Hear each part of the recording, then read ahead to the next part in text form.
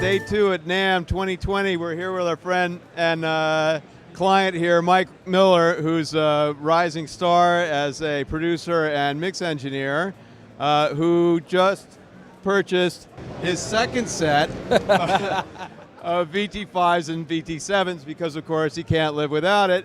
How come you can't live without it, Mike? Because how could you, once you hear it, you just never want to not live with this. It's unbelievable. And I'm bi-coastal, so I originally got it for New York, started mixing with it, and it just changed my life. So when I came here, I was like, I can't do anything without this, so I need to get another one. Like, it's just unbelievable. Either that or you'd have to buy another seat on the airplane for this stuff to carry. And I was considering it. It's definitely heavy. Yeah. It's definitely heavy. But it would be worth it. It would be worth it, yeah. It's just, I mean, I can't say enough about it. What kind of material are you working on? What's your area of specialty? Mostly doing pop stuff. This is on the master bus. It's like it's just the thing that everything goes into at all times. It adds so much. It also takes away all the stuff you don't want. It's like as soon as you put it on, it's like you run things through it. You hear the rough, and then what you're listening into it. It's just mind blowing from the start. It's like just changes everything. It's so amazing. It adds so much depth and warmth and like clarity, and it's And it's not even like it's not even really compressing it. It's just like as soon as you just put anything into it, it's like it's mind blowing. It really is. It's amazing. It's the best. Is you can have fun doing what you're doing, and it like when you get stuff in that maybe isn't as you would have recorded it, you know what I mean, or as you like at the highest quality, and you're like listening to it and you're like, oh man, what am I gonna do to this? And you put it in your like session, and you put this on, and you're like, oh, I know, like this is what I have to do now. Is that like fixing it in the mix? Yes, it is. Fixing it in the Fearn. What kind of settings do you normally use on the EQ? The EQ, so I have the high cut. I learned this from the great John Castelli.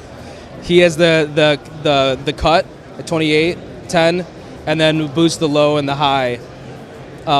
Leave the mid and the cut, that alone. And it's just like we were talking about this with the high cut.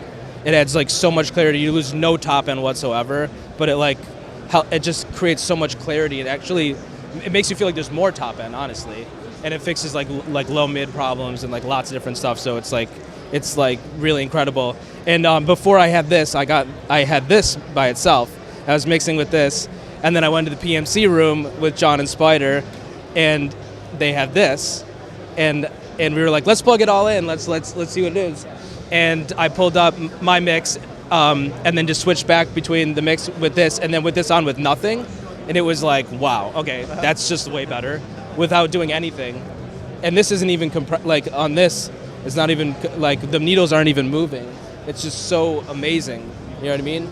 It's just so much warmth and clarity. It's like a clear coating over, it expands like the canvas that you're working on. You know what I mean? It extends it, like you can hear depth and detail so much differently. Like it just like brings your mix to the back wall. You know what I mean? And it creates the bottom and the clarity and am I moving the mic too much? I'm like, so yeah, I mean, I can't say enough. I talk about it all the time. I really bother a lot of people about this. Made people spend a lot of money on this because it's worth every penny. But there's a lot of my friends that are selling all of their gear right now for this. So it's what I did. Good work. It's what I did. I'm having a better time mixing, much better time, better outcome, everything. Yeah, so John's goal is to just get rid of all of his plugins, right? No plugins. Just isotope. Only isotope. Right. Yeah. Well, what was he running on that mix? I mean, there was... Sorry. But he had basically had one plugin going, right? Which was that... I don't remember what he had on it. I wish I could remember it, but it was some kind of compression, multi-band kind of thing, right? Oh, was it just the Pro Q3 or the Pro MB? Pro MB? It's some sort of mastering plugin Well, yeah, the ozone a lot and the That's neutron it. and Yeah. ozone Yeah. are like, and then like nothing else and just this.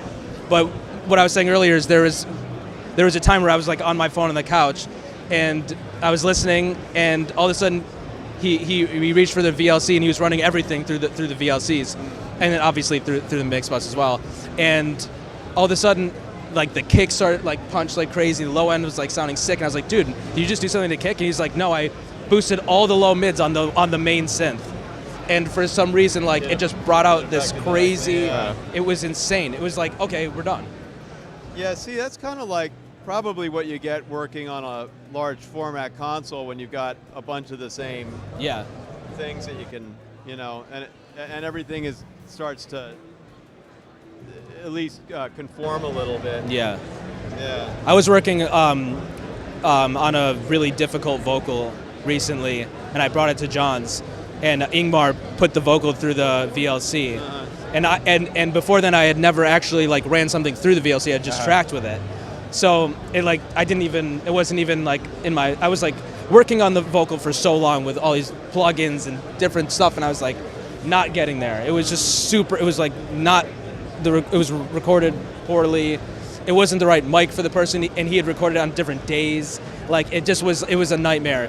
And for like as soon as it went into that, it was like it just does like the stuff just does something. You know what I mean? And it brought it forward. The high boost on it was insane, and like we had to do like 2 or 3 little EQ moves like in the box, and like that was the saving grace. Like there was nothing that I knew of that could fix that vocal, and then he put it through that, and I was like, okay, there it is. Yeah, cool. So, I get similar stories from John all the time. Like it's that, amazing. Yeah, and the way stuff is recorded, especially in the pop world now, like people are on the road, they're recording in like either a hotel room or a bus or and it's hard to tell if you're not recording things right because your listening situation is not up to par. Yeah, you know what I mean? Ideal, right? So you can't even reference it. And a lot of the time they're cutting on, something simple like what are the Apollos or something, or just something that just doesn't necessarily sound very good. Yeah, and right. How can you pick a vocal mic if you can't monitor it? Yeah, exactly. And you're like getting takes, and you don't even know if you're getting like proximity effects. You have no idea. Right. Yeah, like and then you like listen on in a proper mixing, situation. You're like, oh, this is terrible. You know what I mean? Like, what am I gonna do about this? Yeah. And so I mean, that it did it. That did it. And I could, like I said, I could not get it to get there until we ran it through that. Right. And then like before, I had like plugins on like everything, like multi-band, doing all this EQ stuff, compression, like everything. We took it all off, started from scratch, and just ran it through that, and we were like, oh, okay. So, and the other thing I want to say about this too is, like when you like set it up, it also gives you, I feel like it gives you so much more headroom to be as loud as you need to be. There's obviously a lot of controversy and loudness right now, but going from the helo into this and then back in, it leaves you so much. It leaves so much more headroom for some reason. Like I don't know how you guys. I don't know anything. Like I just know tubes and it's red and it sounds amazing.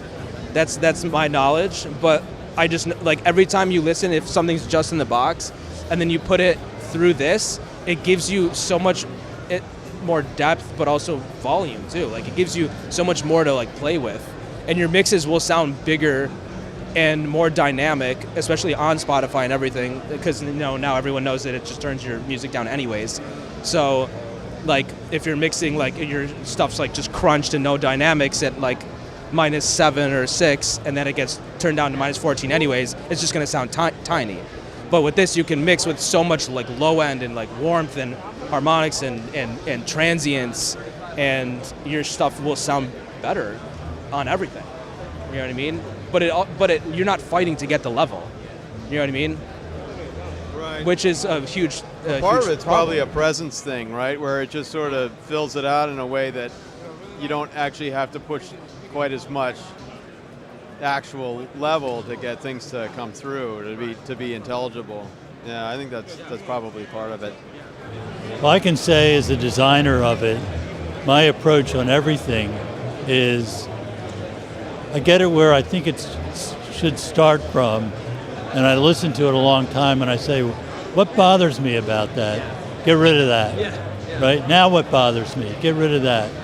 And keep doing that until there's nothing left that bothers me. I just don't want to be bothered by what exactly. it sounds like. Me too, and that was the vocal. It was bothering me like crazy. Yeah. And it's like, okay, tubes is the answer for everything. And I also want to make sure that no matter how you turn the knobs, the box will never sound bad. Oh my God, yeah.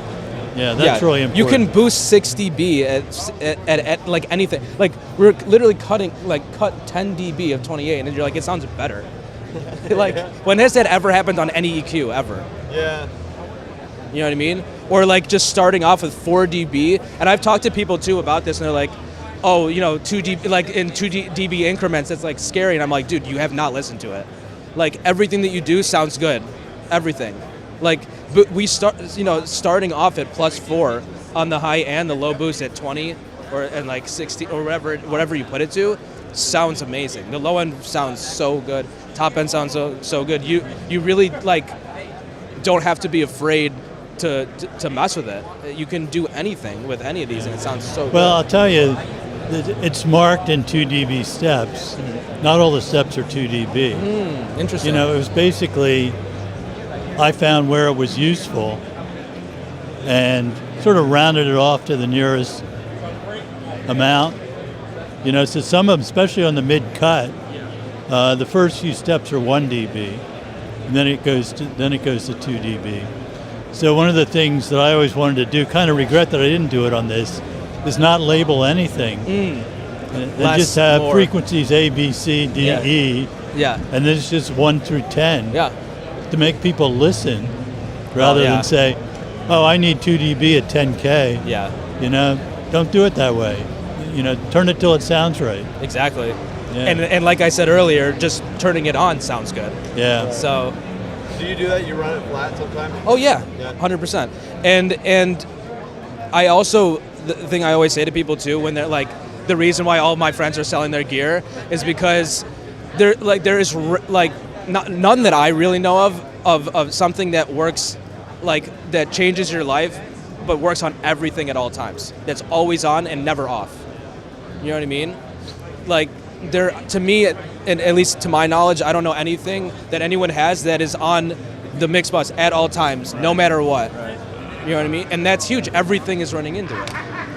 Like, what else could you ask for? Something that's giving you clarity, warmth, low end, dynamics, headroom, like whether it is. It's some predictability too. If you're using it every time. Then you know what you're getting with it. You know as soon as you put something in the session and you have it set to go through that, it's gonna sound better. Yeah. All the time. The VT-4, which is a single channel version of the VT-5. Yeah. That was the first version, and I was listening to that for a year and a half, and I came to the realization that I didn't want to hear stuff that didn't go through that. Yeah. So to me, just in the listening environment, I always ran it through there. Yeah. Now for me, of course, I have this and this on the mix bus. It's like, might as well It's be perfect. hardwired because I'm never going to do It anything is. differently. It is hardwired in my situation. Yeah. It's the output of all the subs go into this, then into the master fader in the print. Yeah. At all times, you can't turn it off. Right. Right. Yeah. Yeah. Well, that's the thing. Another thing, right? That was a power move, by the way, too. No power. I like that. Yeah. Yeah. I like that. I did that because there wasn't room on the front panel, but Yeah. for most people, it's irrelevant because they're never going to turn it off. Yeah. No, never turning off. That's us, Doug, Joff, George, here with Mike Miller, NAMM 2020. We're audio engineers. Sorry about this.